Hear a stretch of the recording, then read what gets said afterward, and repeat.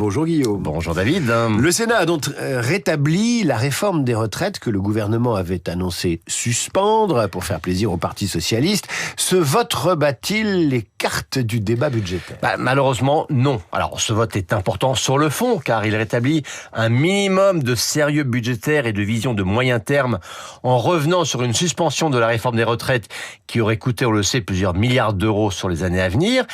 Mais ce vote est symbolique dans la mesure où dans cette longue séquence budgétaire à laquelle plus personne ne comprend grand-chose, cette décision sur les retraites est la plus importante et la plus lisible par l'ensemble des Français.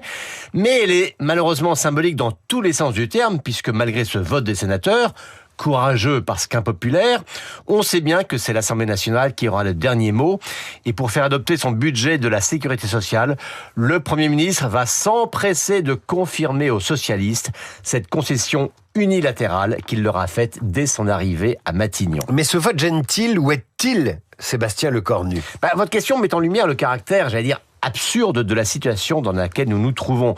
Car sur le fond, si on les croit, Emmanuel Macron et Sébastien Lecornu martèlent que ça n'est pas une bonne chose de reporter la mise en œuvre de la réforme des retraites. Donc ce qu'a fait la majorité sénatoriale correspond en principe à ce qu'aimerait l'exécutif. Or, ce même exécutif macroniste va maintenant se battre pour corriger ce retour à l'ADN macroniste. Je vous le concède, ça n'est pas évident à comprendre. Et pourtant, vous êtes très clair, Guillaume. Vous êtes très très clair. Alors l'argument, on le sait, c'est qu'il faut sauver le compromis avec les socialistes pour permettre à l'arrivée d'avoir des budgets votés, le budget général, bien mal parti, on en parlait lundi, et celui de la sécurité sociale. Mais le vice de forme du départ n'a pas disparu. Car en échange de cette très grosse concession sur les retraites, les socialistes s'étaient juste engagés à ne pas censurer le gouvernement, mais jamais à voter ses budgets. Et ça conduit à un rapport de force qui est aujourd'hui très déséquilibré. Sébastien Lecornu a expliqué lundi que terminer avec des lois spéciales n'était vraiment pas une bonne solution et qu'il fallait donc impérativement réussir à voter le budget. Eh bien, cela va pousser la gauche à pousser toujours plus loin le bouchon des concessions. Au-delà des retraites, le Sénat devait rétablir le gel des prestations inscrit dans la copie initiale du gouvernement.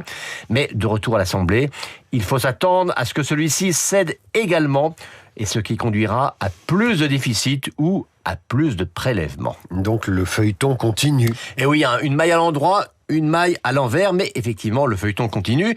Et tout va maintenant se jouer lors du retour à l'Assemblée dans 15 jours. Et en fait, tout va maintenant reposer sur les députés Renaissance. Suivront-ils leurs convictions en bloquant le retour à la suspension de la réforme Borne, ou voudront-ils d'abord sauver Lecornu, donc se sauver eux-mêmes en fermant les yeux ? On verra bien. Jamais l'étymologie du budget n'a aussi bien porté son nom. Ça vient de la bougette, une petite bourse qui a peut-être inspiré la bougeotte budgétaire. C'est Karine Dijoux qui m'a dit ça. Guillaume, vous revenez demain pour l'éditorial avec Le Figaro.